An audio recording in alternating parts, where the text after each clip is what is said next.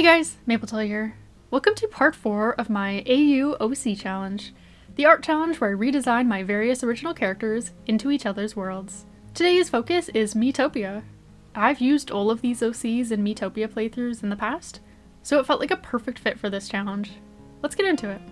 If you're not familiar, Miitopia is an odd little RPG from Nintendo that uses Miis for all the characters in the game, which really appeals to me and my love of creating characters and putting them into games. I started with the Miitopia half of this challenge, taking the 5 OCs from earlier parts of this challenge and drawing them into that world, using Miitopia's inn for the background. Those characters are Mapletail, my Warrior Cats OC of course, Adara, the OC from my original story, The Blue Kingdom, Nyx, the OC from a set of characters that I made to play various board games with my friends, December, my Baldur's Gate 3 OC, and Starloom, my Wild Frost OC. I also included my original Miitopia player character from the first time I played the 3DS version of this game, back when I was in high school. This character was meant to represent myself, but I made her a bit more of her own character here, giving her the name of Aster. In Miitopia, you give each character in your party a color, a personality trait, and a job, this game's version of a class. I didn't really have to choose much here at all, as I've actually used all these OCs in my Miitopia playthroughs, some more than once. Also very handy to have reference photos to work from for once because of that. Mapletail is the only one I used as an NPC instead of ever in my party, so let me get into my choices for her first. I've associated light blue with Mapletail ever since the first part of this art challenge, so making that her color was a no-brainer, especially with no teal or maroon-like options available. For a personality trait, I went for airheaded, cause I think I am a bit. And it fit best out of the ones I hadn't used for the other 5 characters. And her job absolutely had to be cat. Her outfit based on the Siamese cat suit that I chose for the colors, which I ended up just making light blue anyways. Let's move on to Adara. I've used her in 3 different playthroughs at this point, using a few different colors, personalities, and jobs. So I did have to narrow it down to 1. I've used her as a cautious purple cat and a cool black thief, both very fitting for her being part cat and an assassin, but I chose to draw her as a cautious dark blue imp today, as that's what she is in my current playthrough.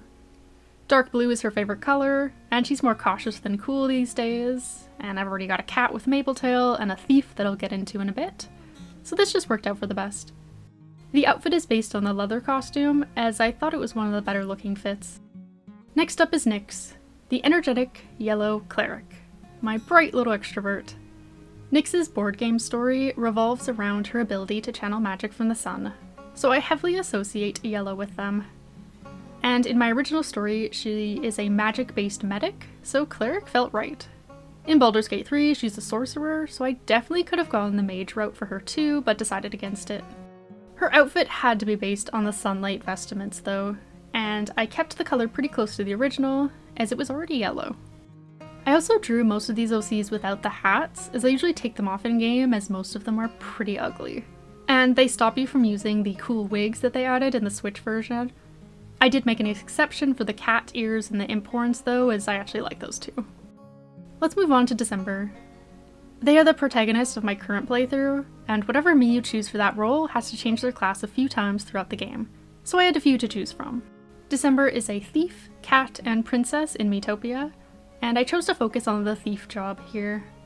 December is a druid in their story, and while mage or cleric probably would have been closer to that, I wanted Nyx to be a cleric, and a different OC, October, as a mage in that playthrough as well, so thief it was. I also just traditionally pick thief to start off with, as it's one I really enjoy. December's color is purple for originally being a purple-themed drow, and their personality is kind, as that's a really important part of their character and story. I chose to draw them in the heart gear, as their loved ones are their top priority in everything that they do. Starloom is next. She is a stubborn orange flower. Being from the harsh world of Wild Frost, you have to be stubborn to get anything meaningful done, and Starloom definitely fits the bill. She is also a sun-based character, hence the orange, and I think as someone who's trying to put an end to the eternal winter of their world, flower could be a fitting job. Their outfit is based on the goddess flower one, as it's one of the only ones that doesn't need a hat to make sense. Last but not least, Aster. As another protagonist character, Aster uses the jobs of warrior, scientist, and tank. I went for her original one of warrior. She is also purple and cautious, which I know are repeats, but I wanted to stay true to what I actually used in my playthroughs, so that was inevitable here. The 3DS version of the game didn't have the fancy wigs with the different colored streaks, but I wanted to give Aster orange streaks in her lilac hair, as I know that's likely what I would have done if that were an option at the time. And it's just more fun to draw. Her clothes are based on the garish armor, as that's what she was wearing when I booted up my 3DS to grab reference images. Time to talk about the upper half of this image, Aster's alternate universe forms. I decided beforehand that I wanted to try a few different hair colors here, as I really like the idea of a lilac and blonde combo, as well as a bit of a lilac and peach look. I already had designs for Baldur's Gate 3 and for board games, and a good idea of how I wanted her original story one to look like too. I have been planning this video for some time, so it's been on my mind for sure. Let's talk about Baldur's Gate first. Aster is a dwarf here, specifically a Dwagar, to keep with her purple theming, and the fact that my Mii is very short. I kept her lilac hair, and the highlights are technically orange, but they look like more of a peach due to how faded they are. Her grey eyes are almost exactly the same as her original design, and while her skin is pretty purple here, she keeps her freckles. I chose the tattoo based on the blade-like appearance and her being a warrior originally. I plan to use Aster as a Dream Guardian rather than an actual player character, as I have way too many Baldur's Gate 3 playthroughs planned already, but I like to think she'd be a wild magic barbarian if she were a Tav.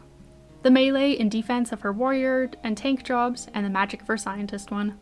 And I think she'd have the background of folk hero. Let's move on to the other one that I designed beforehand.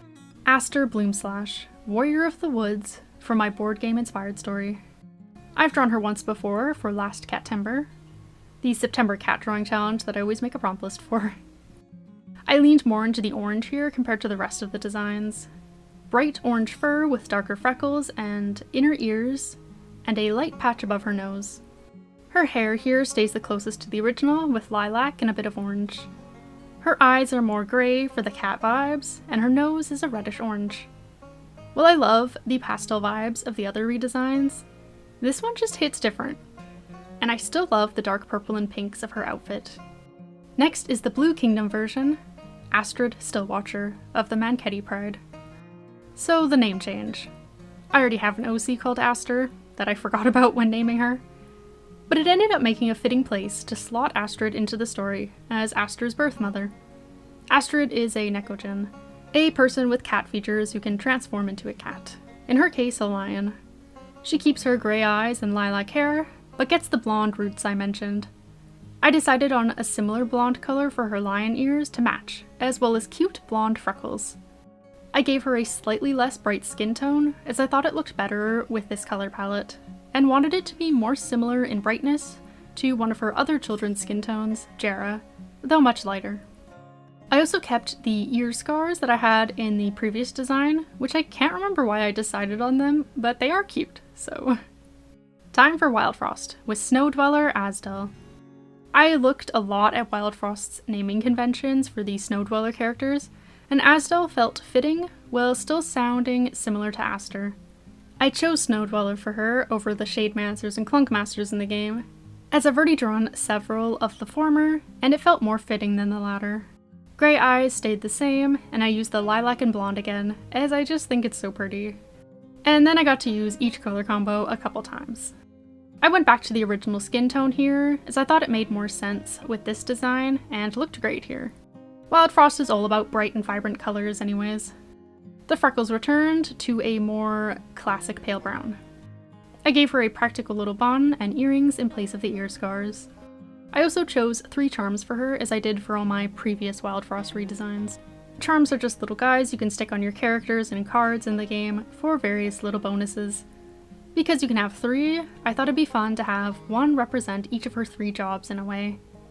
I chose the shell for her tank job, as the tank can shoot acorns sometimes. Shroom for her scientist job, as it has a poison-based attack, if I remember correctly.